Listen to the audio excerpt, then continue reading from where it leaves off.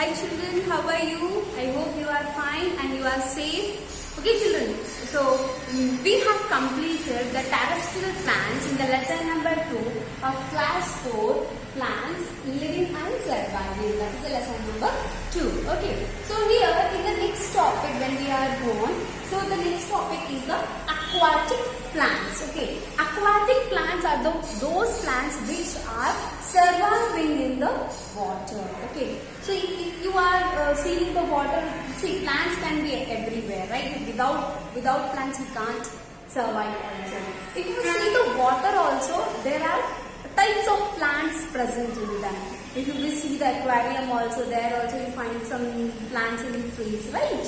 So now let us go through the what are aquatic plants and how they have divided, how they have categorized. Okay, so this one is the first one is floating plants. What do you mean by floating plants, children? Floating plants are those plants which are grown into the water and they are just floating up.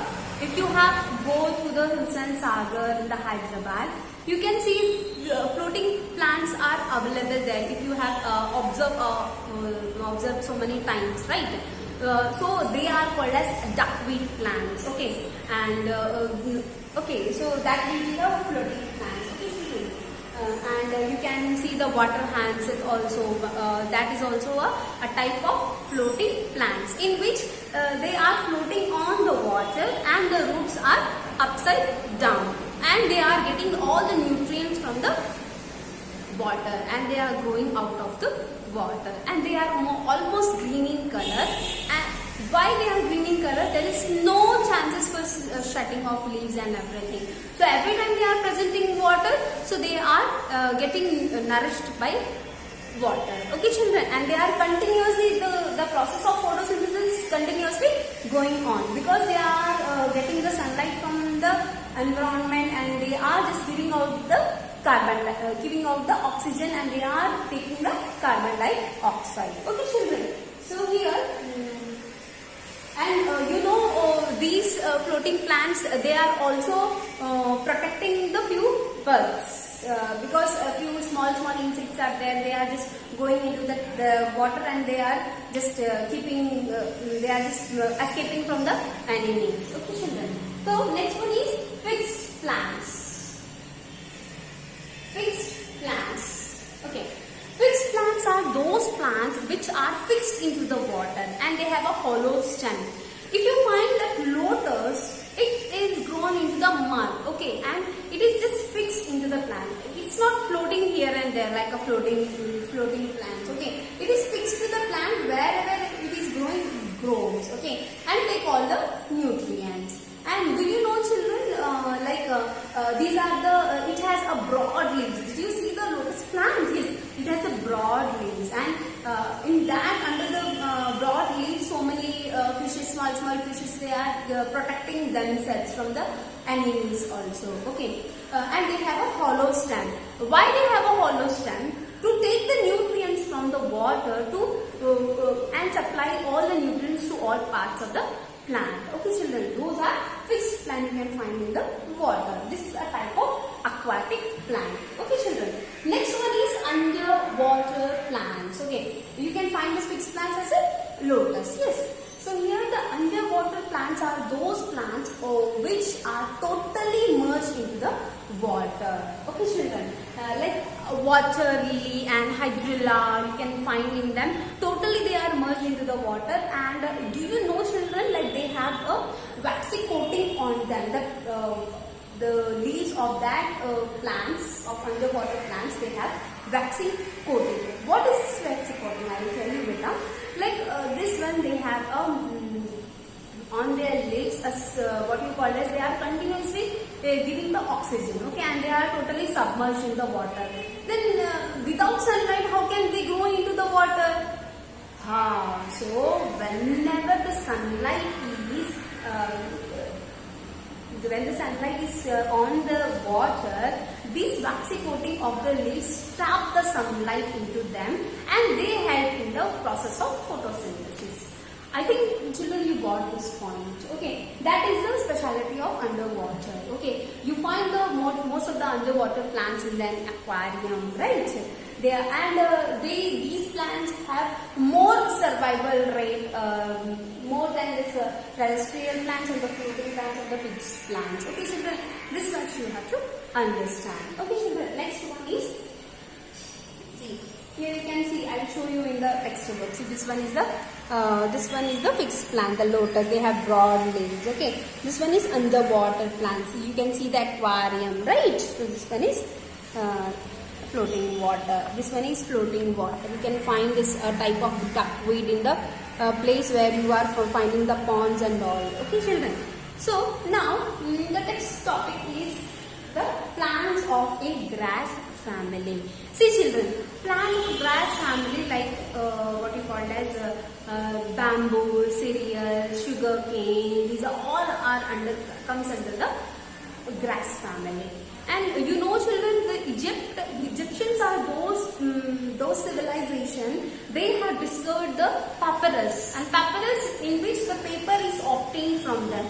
Like we are eating the sugar, we are consuming the sugar, and sugar is coming from obtained from the sugar cane. Cereals like wheat, grass, wheat, and maize, millet. These are also cereals. Okay, rice also are cereals. Okay, and bamboo. Do you know, children, how many things we are making from bamboo trees? Yes, the bamboo trees are more in like we are preparing the baskets, toys, and a lot of things for the bamboo. Okay, children.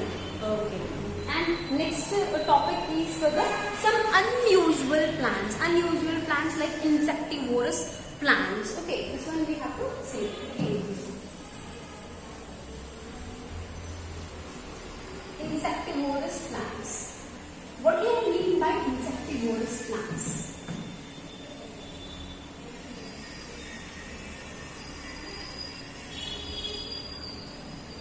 Okay, what do you mean by insectivorous plants, children? Insectivorous plants are those plants which are trapping the insects in them, and they are the food of that plant. Okay, so like a Venus flytrap and sundew, and one more is also there. One more is also there. Okay? Venus fly, yes, this is the only thing. Okay, Venus flytrap and sundew. These are the different insectivorous plants. Okay.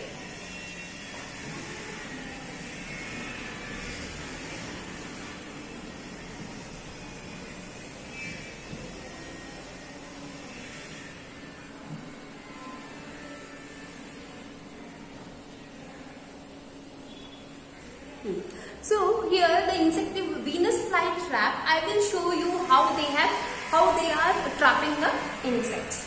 So here a small cup type shape is there, okay, and one more is also there. That is all. That is picture book.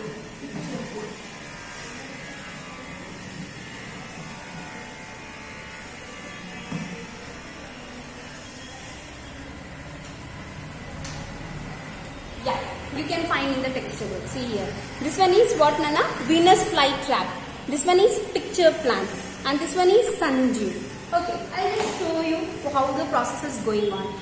So, in the Venus flytrap, if you will see here in the textbook, see here, beta, how they are. They have opened the two leaves. Okay, they have opened the two leaves. It's like a open ball. It's like a open ball. And here, if you find this one, they are very attractive. They are very attractive.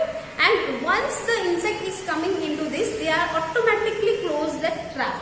So that is called as Venus flytrap plant. And this is one of the insectivorous plant.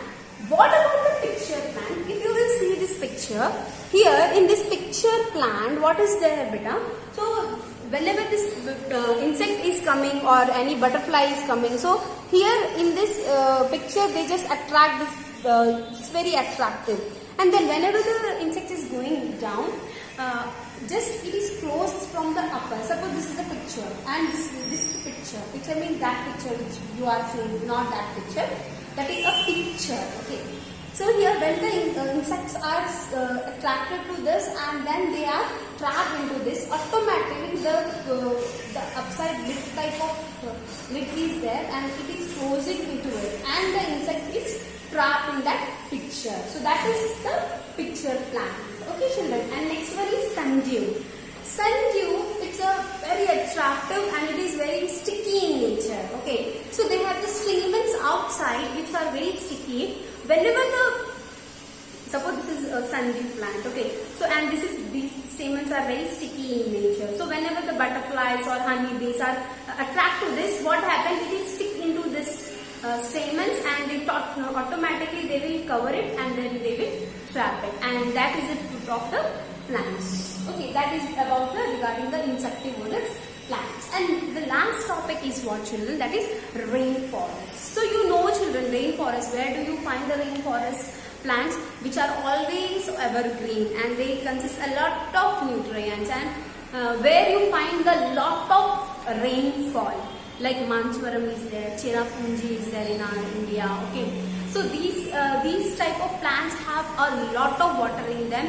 They are very healthy and they are very they contains of very nutrients. If you go to the most rainfall places and rainforest, they are always evergreen plants children. Okay, so this is the regarding about all the lesson number 2 children. Okay,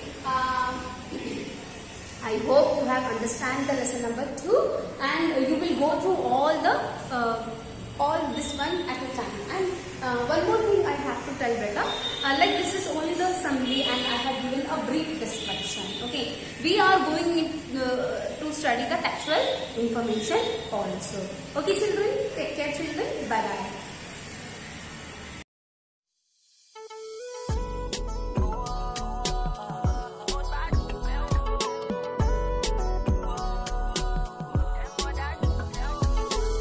Aquatic plants. Plants growing in water. Many plants grow in ponds, lakes, and other water bodies. Such plants found in water are called aquatic plants. Aquatic plants are of two main types. Some of such plants float on water, while others live underwater. Floating aquatic plants. These are again of two types. Free floating plants, fixed aquatic plants. Let me tell you first about the free floating plants. Water lettuce, water hyacinth, and duckweed are found floating freely on water. They are not attached to any surface. They have air-filled cavities in their leaves and stems. These cavities make them light and help them to easily float on water. Do you know? Aqua means water and aquatic means existing or happening in water. Fixed aquatic plants. Lotus and water lily are examples of fixed aquatic plants. Such plants are attached to the pond's bed. They have stems with holes and their leaves are broad. The stem of lotus, commonly known as kamal kakri, is eaten as a vegetable. Underwater plants. Hydrilla is an example of a plant that grows underwater. It has pointed and strap-like leaves. Do you know aquatic plants like hydrilla increases the oxygen content of water and removes carbon dioxide from it. This helps in making water suitable for fish and other aquatic animals and helps them to get enough oxygen.